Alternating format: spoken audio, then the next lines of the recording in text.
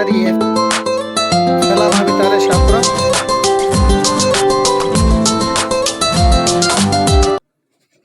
BCom part first year व्यवसायिक अर्थशास्त्र। सीमांत उपयोगिता नियम की आपसे बात की थी मैंने कल।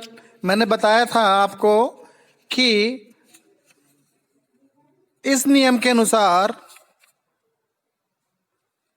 हम जब भी दैनिक जीवन की वस्तुओं का उपभोग करते हैं तो उनसे मिलने वाली उपयोगिता अंततः घटती हुई मिलती है हमको।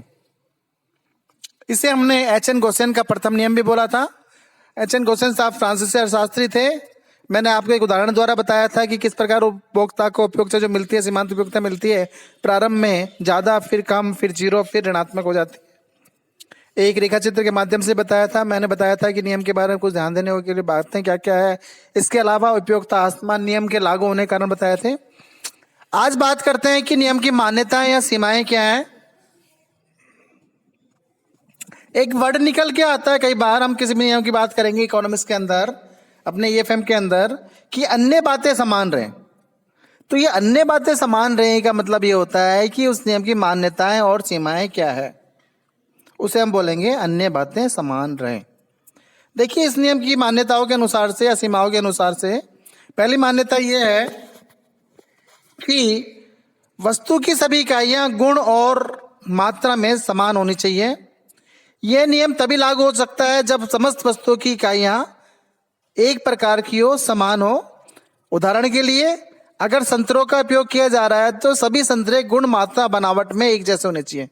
पहला संतरा खट्टा और दूसरा संतरा मीठा नहीं होना चाहिए, या पहला संतरा छोटा और दूसरा बड़ा नहीं होना चाहिए। अगर डिफरेंस आएगा तो ये नियम लागू नहीं होगा। इसी प्रकार हम रोटियों की बात करते हैं तो पहली रोटी भारी, दूसरी रोटी हल्की, या पहली रोटी बाजरे की, दूसरी रोटी गेहूं की, या पहली रोटी सिगड़ी की, दूसरी रोटी तंदूर की। तो इस प्रकार की जो डिफरेंसेस आएंगे तो ये नियम लागू नहीं होगा। ये नियम तभी लागू हो सकता है जब वस्तु की समान इकाइयां हो, गुण एवं मात्रा में समान होनी चाहिए। वस्तु की उपयुक्त मात्रा होनी चाहिए। इसका तात्पर्य यह हुआ कि जब उपभोक्ता वस्तु का उपभोग कर रहा है तो वो इकाइयां पर्याप्त मात्रा में होनी चाहिए। न तो बहुत छोटी होनी चाहिए, न बहुत बड़ी होनी चाहिए।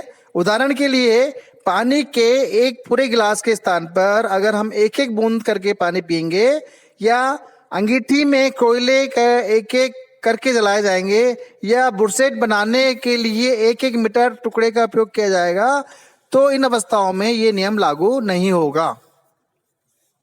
इसलिए ये तभी हो सकता है जब सभी इकाइयां पर्याप्त मात्रा में हो। अगला पॉइंट है, उपभोग का क्रम निरंतर रहना चाहिए। इस नियम के अनुसार यह है कि उपभोग में बाधा नहीं पड़नी चाहिए। अर्थात अगर दोपहर में एक रोटी खाई, दूसरी रोटी रात्रि में खाई, तो ये नियम लागू नहीं होगा। आपको 5 रोटी खानी है, 4 रोटी खानी है, तो उनसे सीमांत उपयोगिता देखनी है, तो आपको एक जगह बैठ कर ही किसी भी वस्तु का उपभोग करना होगा। अगली बात, उपभोक्ता की मानसिक स्थिति समान रहनी चाहिए। उपभोक्ता की मानसिक स्थिति में कोई परिवर्तन नहीं आना चाहिए। मादक पदार्थों का सेवन नहीं करना चाहिए। जैसे अगर शराब या भांग जैसे मादक पदार्थों का उपयोग करेगा तो भूख बढ़ेगी और रोटियों की संख्या में ज्यादा बढ़ोतरी होगी और आगे वाली रोटी से अधिक उपयोगिता मिलेगी। तो उपभोक्ता की मानसिक स्थिति में किसी प्रकार का परिवर्तन नहीं होना चाहिए।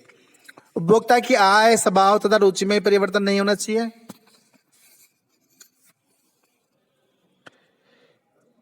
देखिए, उपभोक्ता है, उसकी आय मतलब जो इनकम कमा रहा है, उसके स्वभाव, उसका नेचर और उसकी प्रेफरेंसेज है, रुचि में कोई परिवर्तन नहीं होना चाहिए। अगर डिफरेंसेज आएगा, आय बढ़ जाएगी, तो उससे अगली वाली वस्तु से उपयोगिता अलग मिलेगी या अन्य वस्तुओं के उपभोग पर वो चला जाएगा। अगली बात करते हैं, उपभोग्य वस्तु तथा उसकी स्थानापन्न वस्तुओं के मूल्यों में परिवर्तन नहीं होना चाहिए। जिस वस्तु का हम उपभोग कर रहे हैं उसके अंदर जो मूल्य है, उसके मूल्य में भी कोई परिवर्तन नहीं होना चाहिए। इसके अलावा मान लीजिए उसके लिए एक स्थानापन्न वस्तु है, स्थानापन्न का मतलब उसके स्थान पर हम परिवर्तित कर सकते हैं, तो उस वस्तु के मूल्य में भी कोई परिवर्तन नहीं होना चाहिए। केवल सुक्ष्म आर्थिक स्थिति में लागू होता है। नियम के अनुसार प्रोफेसर पैटर्न ने कहा है कि उपभोक्ता की आर्थिक स्थिति सुख में अथवा दुख में हो सकती है। जबकि कोई वस्तु उपभोक्ता को बुरी तरह चाहिए तो वस्तु की मात्रा उपभोक्ता के लिए दुख का कारण होती है। अतः दुख में स्थिति में ये नियम लागू नहीं होता है। उदाहरण के लिए अकाल की स्थिति में खाद्यान्न पर यह नियम लागू नहीं होता है। अगर अकाल पड़ने वाला है तो उपभोक्ता अगर ज्यादा से ज्यादा वस्तुओं का संग्रहण करेगा, अतः यह नियम लागू नहीं होगा। उपभोक्ता की भौगोलिक स्थिति एक समान होनी चाहिए। उपभोक्ता के स्थान में कोई परिवर्तन नहीं होना चाहिए, नहीं तो यह नियम लागू नहीं होगा। यदि वर्तमान में एक उपभोक्ता गर्म प्रदेश में रह रहा है तो रजाई और कंबल उसके लिए उपयोगी नहीं है, उसकी उपयोगिता शून्य है, ऋणात्मक है। और यदि यही ठंड में चले गया तो इसके लिए कंबल और रजाई उपयोगी होगी, तो उसका स्थान में कोई परिवर्तन नहीं होना चाहिए। अगली बात है, आवश्यकता अनेक वस्तुओं के समूह में न होकर एक ही आवश्यकता हो। यह नियम उस समय क्रियाशील नहीं होता है जब कोई आवश्यकता अकेली आवश्यकता न होकर अनेक आवश्यकताओं का समूह है।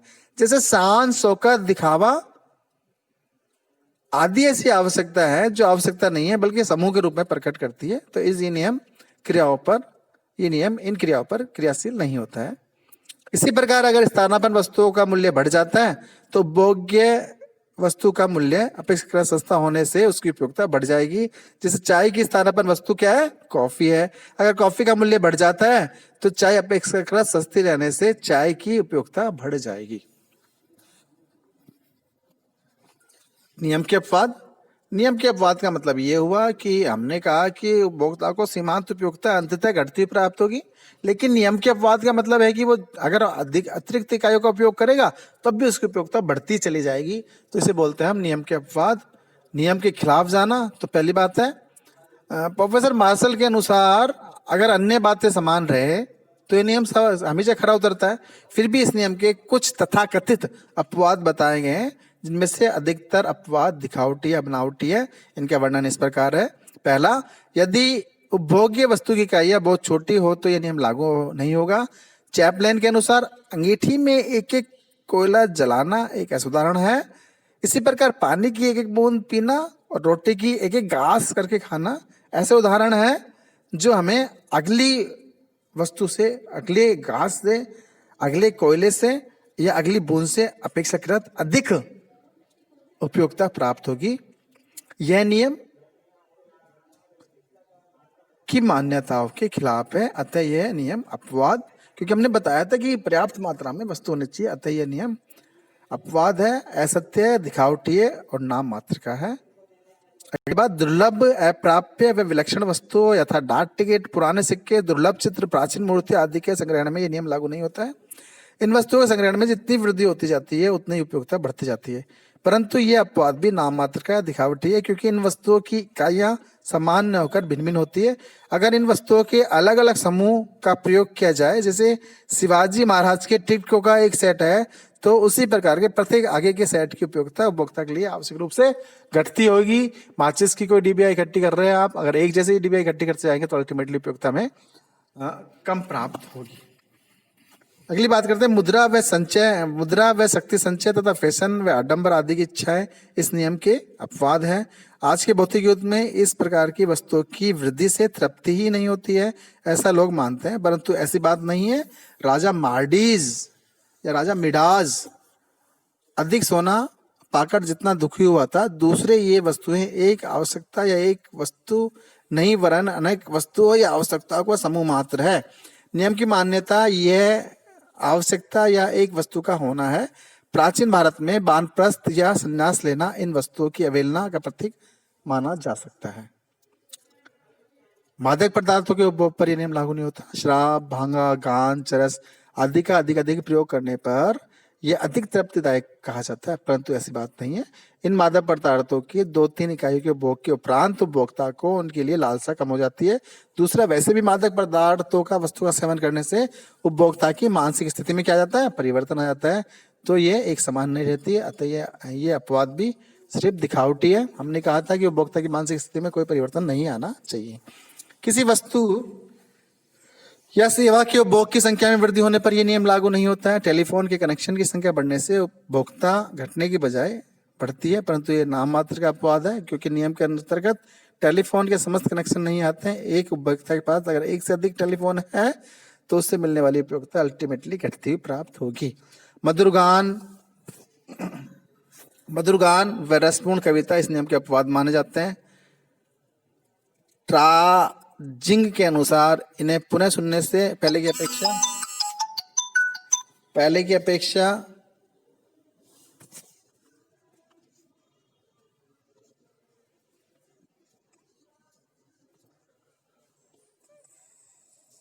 हाँ, मधुरगान व रसपूर्ण कविता इस नियम के अपवाद माने जाते हैं। प्रोफेसर टांजिक के अनुसार इन्हें पुनः सुनने से पहले की अपेक्षा अधिक उपयोगिता प्राप्त होती है, परंतु ये सत्य नहीं है, क्योंकि जब तक उपभोक्ता की रुचि में परिवर्तन नहीं हो जाता तब तक वह इनके सुनने में अधिक आनंद नहीं ले सकता। दूसरा, नियम के अनुसार उपभोक्ता की रुचि में कोई परिवर्तन नहीं होना चाहिए। दूसरा, एक ही कविता या गाना चाहे वह कितना ही मधुर क्यों न हो, बार बार सुनने पर नीरस और उकताहट आवश्यक पैदा होगी, उनसे मन बढ़ने के कारण उपयोगिता गिर जाती है। अगली बात करते हैं अन्य व्यक्तियों के पास उपभोग्य वस्तुओं की मात्रा। पीयू के अनुसार किसी वस्तु की उपयोगिता दूसरे के पास उस वस्तु की संख्या पर निर्भर करती है। उदाहरण के लिए, हॉस्टल में सभी छात्रों के पास 3-3 नाइट सूट हैं और किसी एक छात्र के पास केवल 2 सूट हैं। इस कारण वह हीन भावना का आभास करता है।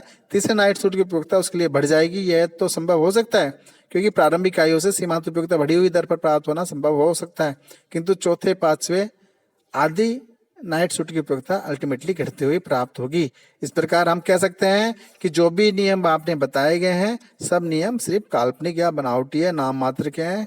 अतः ये एक सार्वभौमिक नियम है कि अगर उपभोक्ता किसी वस्तु का उपभोग करता है तो अल्टीमेटली उससे मिलने वाली उपयोगिता निश्चित रूप से घटती हुई प्राप्त होगी। आज के लिए इतना ही काफी। Thank you very much.